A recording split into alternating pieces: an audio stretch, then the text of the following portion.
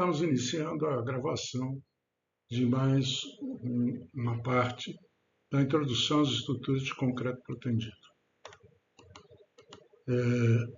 Neste caso, nós vamos falar da pós-tração com aderência. Meu nome é Roberto Schuster Carvalho, eu sou professor sênior da Universidade Federal de São Carlos. Nós já vimos na parte 1 desse assunto algumas definições que nós colocaremos aqui novamente só para relembrar. A primeira diz respeito à própria definição de concreto protendido, elemento em concreto protendido, segundo a 6118 de 2023. Então, considera-se que os elementos de concreto protendido são aqueles nos quais parte das armaduras são previamente alongadas por equipamentos especiais de proteção, com a finalidade de condições de serviço, impedir ou limitar a fissuração e também diminuir os deslocamentos das estruturas. E, finalmente, proporcionar o melhor aproveitamento dos aços de alta resistência no estado limite útil. Também precisamos lembrar que a armadura de proteção é ativa, ou seja, ela funciona na medida que ela é protendida. Ela não depende do concreto deformar para ela começar a trabalhar. Nessa parte 2, nós vamos falar da pós-tração com aderência. A proteção da armadura é efetuada após a concretagem, daí o nome de pós-tração. Quer dizer, a tração é feita após a concretagem. As bainhas que nós vamos usar nesse caso são usadas bainhas de revestimento da armadura de proteção, né? Elas impedirão, quando da concretagem, o contato do concreto com a armadura, coisa que lá na primeira parte ocorria, por isso que lá era proteção com aderência inicial. A aderência de armadura do concreto, nesse nosso caso, só vai ocorrer depois que a gente concretar a estrutura e protender a estrutura, ou seja, decorrido algum tempo, o concreto já tendo resistência, se faz a proteção e depois se introduz nata ou pasta de cimento. Nós vamos explicar, provocando aderência. Então, aderência posterior também.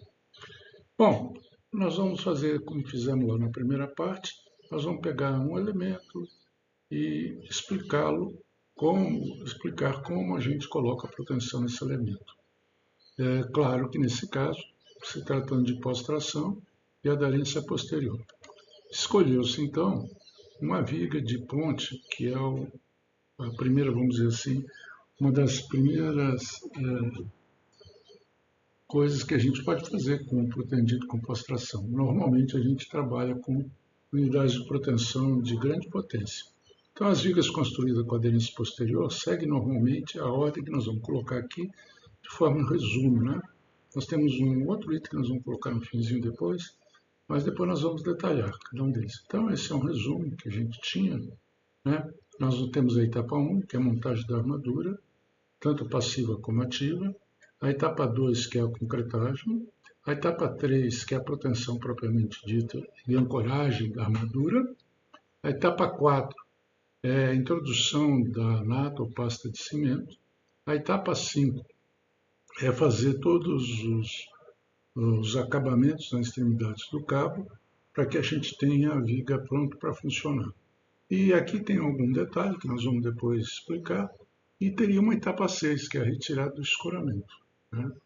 Vamos falar sobre essas coisas todas. Então, seguindo aqui, vamos para a etapa 1. Está aqui a etapa 1, um esqueminha gráfico aí do que se trata. Na etapa 1, a gente faz a montagem do escoramento das formas, né? Colocando as armaduras passivas e ativas, né? No caso das armaduras ativas, nós estamos sempre trabalhando com bainha, né? E os cabos são compostos geralmente para vigas de ponte com cordoalhas, né? No Brasil, as cordoalhas mais usadas são as de 7 fios.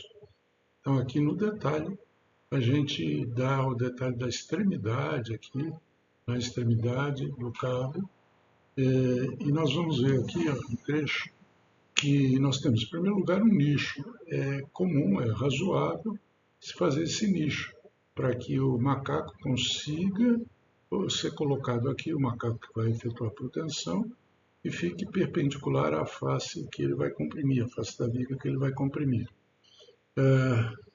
E depois, esse nicho também é feito porque a gente pode fazer acabamentos aqui de tal maneira que essas cordoalhas fiquem protegidas de corrosão, assim como os outros equipamentos que nós vamos usar.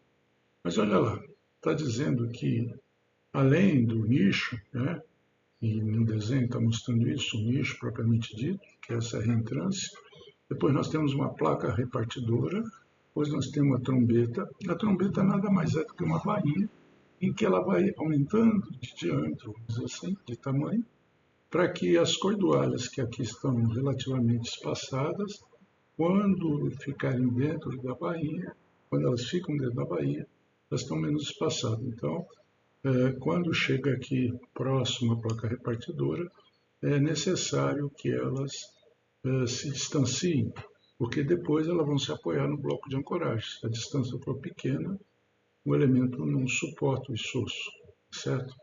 Bom, a bainha normalmente são corrugadas por vários motivos. Um deles é não amassar. O segundo motivo é para dar mais aderência, tanto ao concreto que está externamente a ela, e ela é estanque, isso é importante. Durante a concretagem não pode haver penetração do concreto dentro da bainha. E a bainha, posteriormente, quando a gente injetar nata ou pasta de cimento, ela também, por ser ondulada, terá uma aderência maior com essa pasta do que se ela fosse simplesmente lisa. Muito bem, vamos avançar. Vamos para a segunda etapa. Nós colocamos toda a armadura ativa e passiva, inclusive aqueles elementos na extremidade. Claro que no curso, lá no livro, a gente vai a mais detalhes, muito mais detalhes, inclusive o próprio cálculo daquela região. E aqui, na segunda etapa, feita toda a colocação de armadura necessária, ativa e passiva, nós fazemos a concretagem. Então, a concretagem é feita, né, é lançada, sem entrar em contato com as cordoalhas. As cordoalhas, ele entra em contato com a armadura, ele entra em contato com a armadura passiva, mas com a armadura ativa não há contato. Ele vai endurecendo sem estar em contato com a armadura ativa. Só depois que, quando o concreto tiver a resistência necessária, a gente vai fazer a proteção e depois da proteção a gente vai injetar pasta ou nata de cimento. E, portanto, a aderência não existe no momento e também a proteção ainda não está ativa quando a gente jogou o concreto. Então, nós temos a pós-tração, ou seja, a tração é feita após a concretagem, e a aderência também se dá após a concretagem.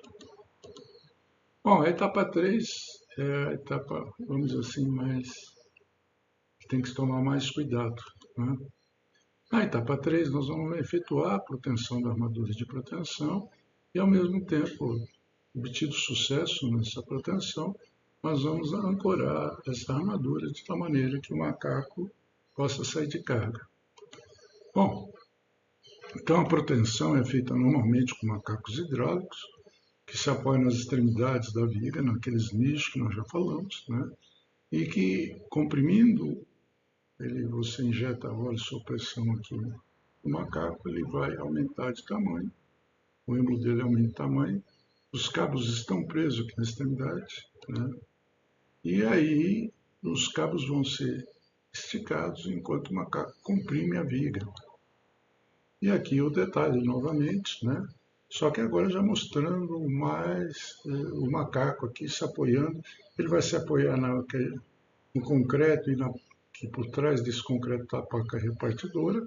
Existe uma armadura também aqui específica, mas isso é assunto mais detalhado, né? Mais para frente, a gente vai detalhar no curso propriamente dito.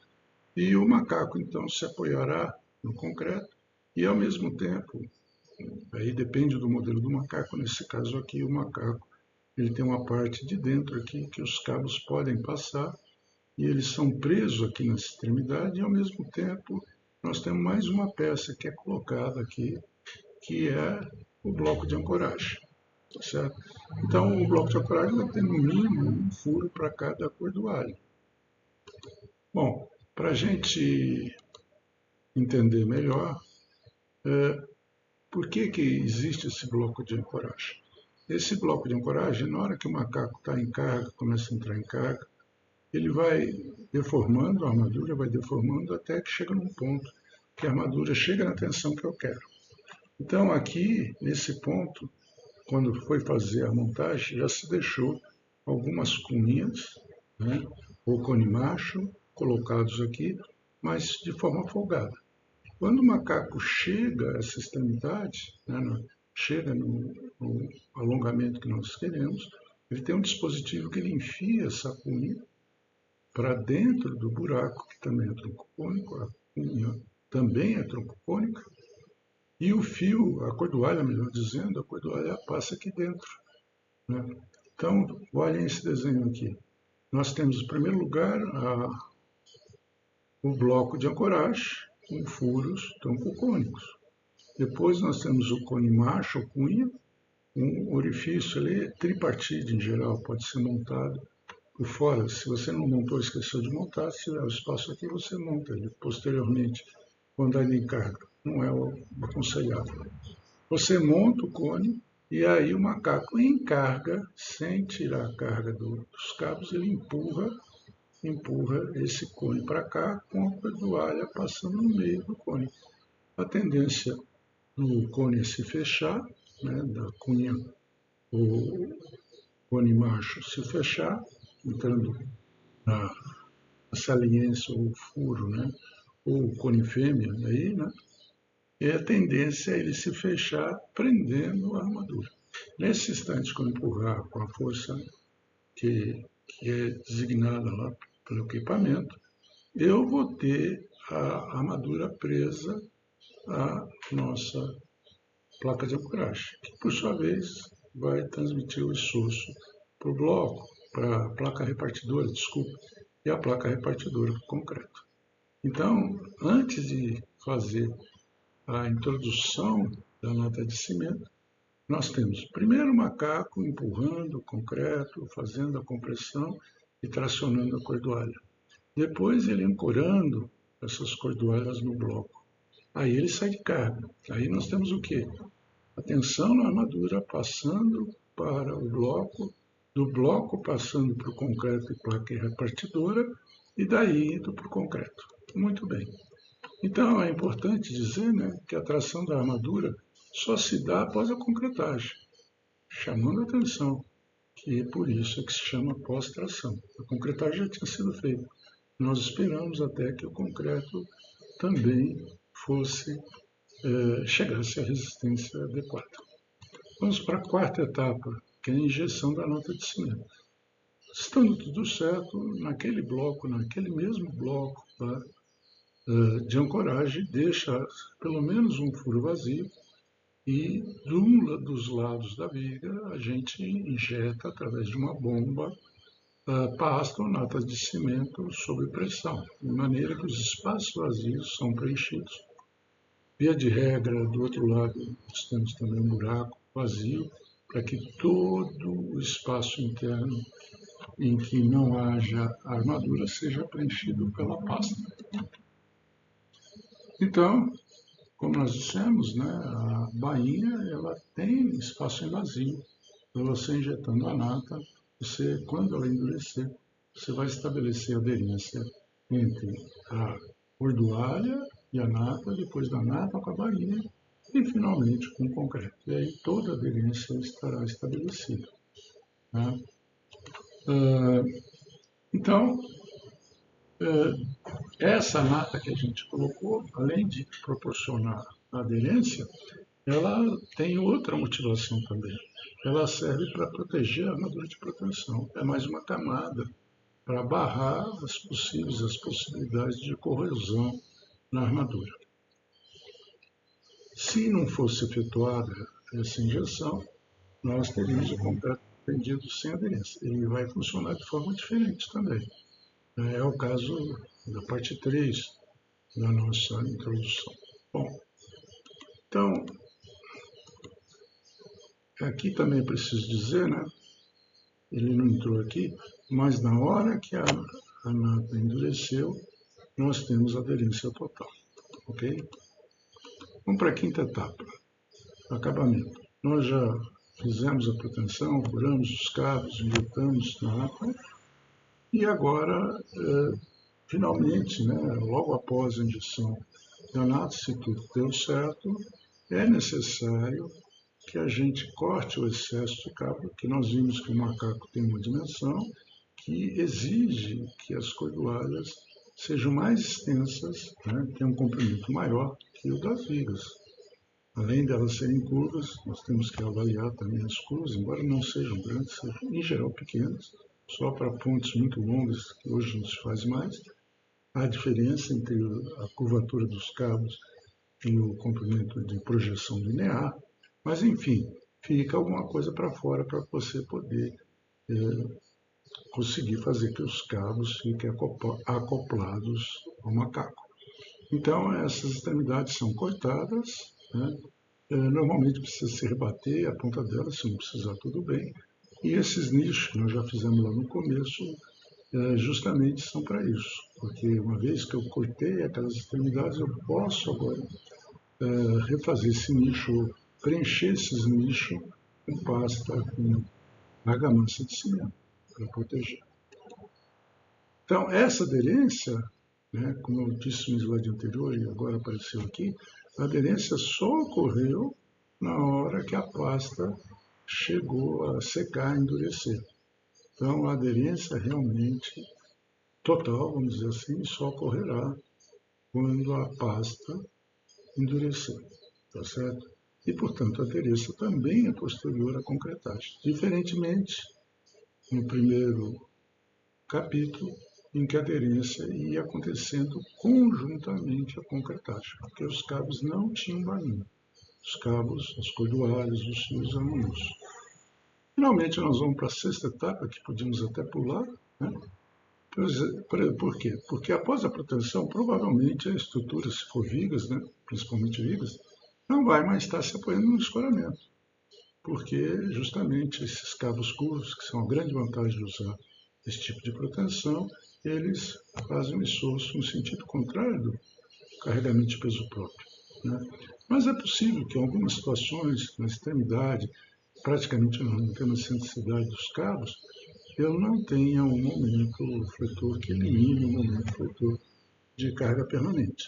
Então, se o escoramento estava sendo mantido até então, né, até a entrada da nata, né, não custa deixar mais um tempo, né, fazer um pouco de prova só da nata, da pasta, e verificar quando ela, né, atinge a resistência característica, por exemplo, do concreto, que foi exigida pelo projeto.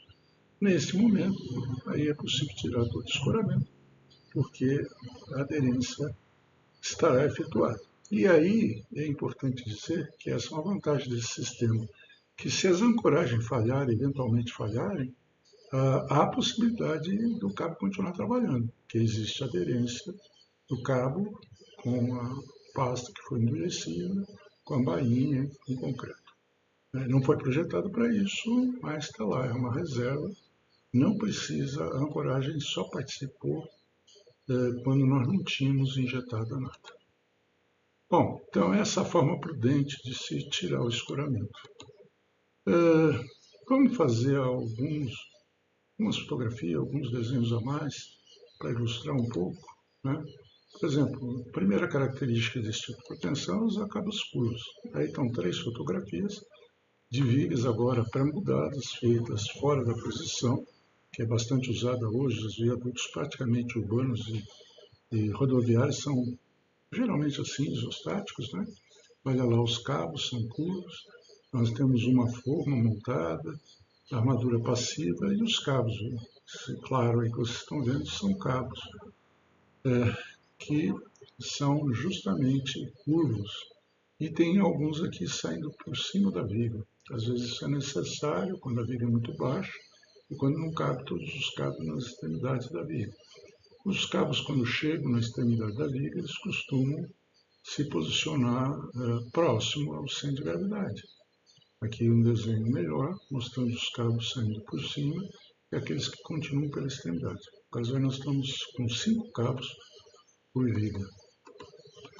Vamos dar detalhes agora da proteção. Vocês estão vendo aí o macaco.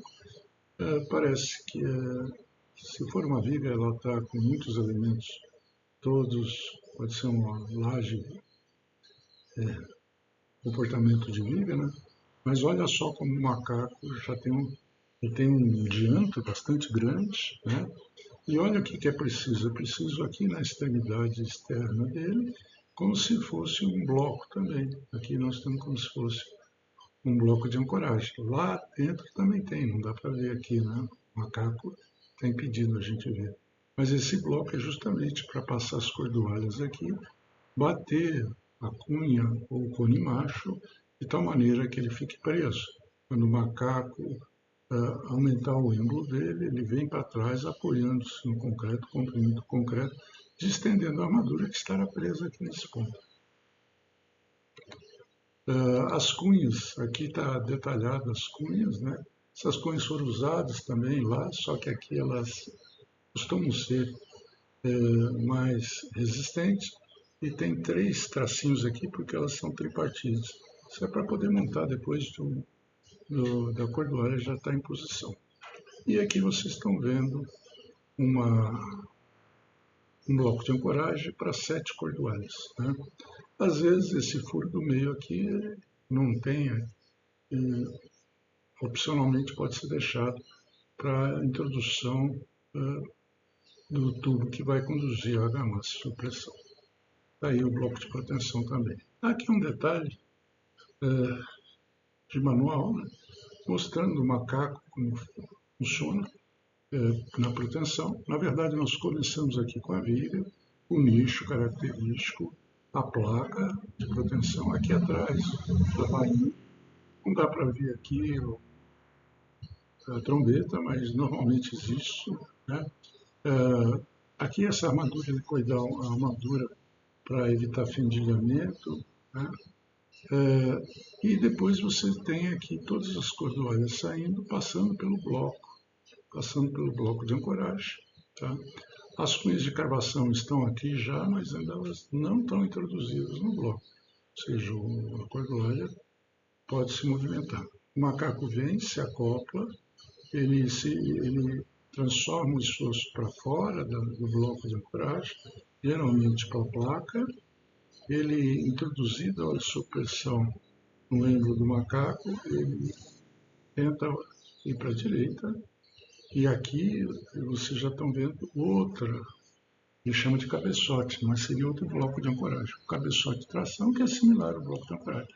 Só que aqui, antes de começar a operação, nós já travamos, já colocamos, eles batem realmente, eles vão batendo justamente com o martelo, e depois, fazendo o próprio movimento, ele vai prendendo aqui.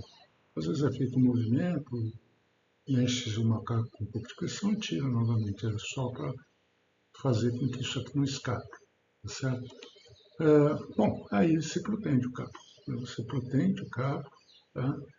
Traciona as armaduras e quando a armadura está tracionada, ele consegue, com um dispositivo, introduzir com pressão as cunhas que estão lá embaixo, já estavam montadas. Ele falou lá que tinha cunha de cravação.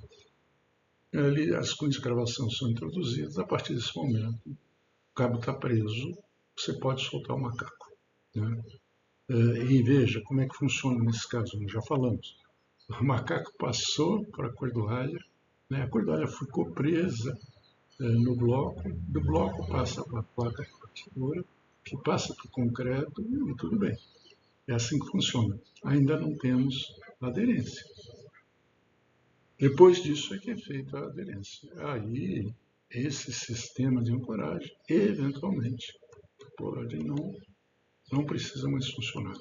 Alguns equipamentos Aqui é uma bomba que pode ser eletro ou diesel, depende de onde você estiver usando.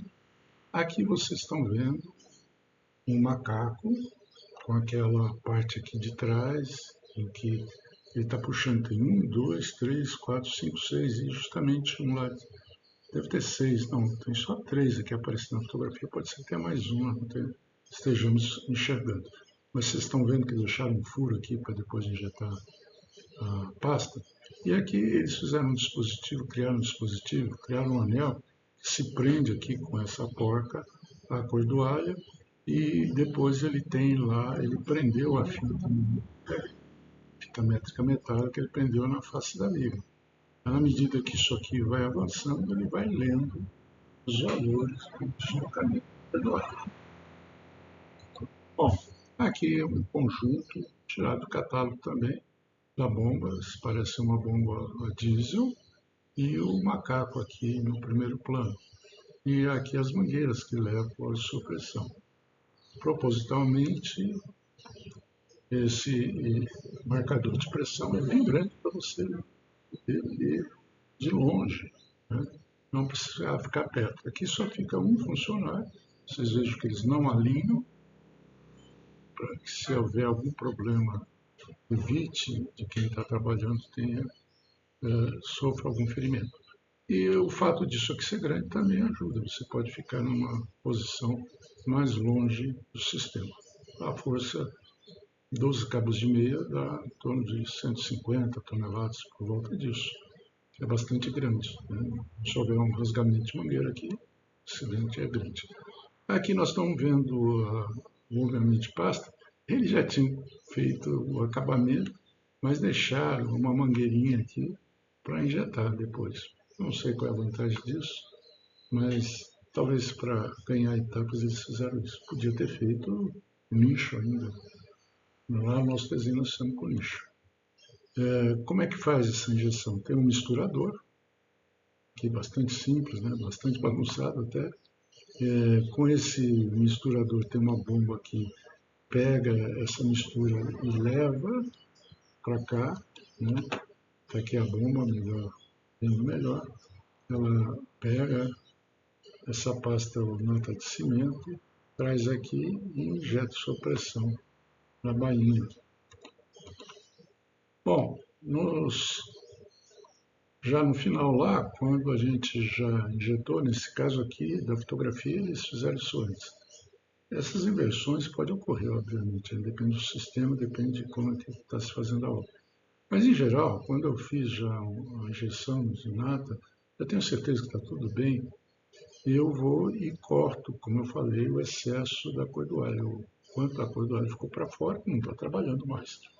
O ideal é usar um tesourão, ou seja, uma tesoura, um equipamento que tem uma mola com a tesoura que corta esse aço, é feita um aço bastante resistente e ele consegue cortar. E você arma e depois aperta o gatilho e ele corta. Essa é a melhor maneira. Porém, tem gente que corta com esmeril, tem gente que fala que isso proporciona o depósito de elementos corrosivos na extremidade. E o que não é comum também, quando nós temos essa quantidade de cordoalhas aí, todas juntas, e todo esse equipamento aí de aço, fazendo esse bloco de ancoragem, né? É não cortar como se faz no terceiro material, que nós vamos ver, o corte com maçarico. Maçarico também não é comum, não é recomendável se usar para não perder tempo do aço. Ah, mas isso é feito na cordoalha engraxada, porque a cordoalha é uma só e é muito rápida, é questão de segundos que se faz. Aqui, para fazer isso daí com fogo, você demoraria mais tempo, existe a possibilidade de você perder alguma cordoalha, esquentar demais e perder uma cordoalha. Então não é feito.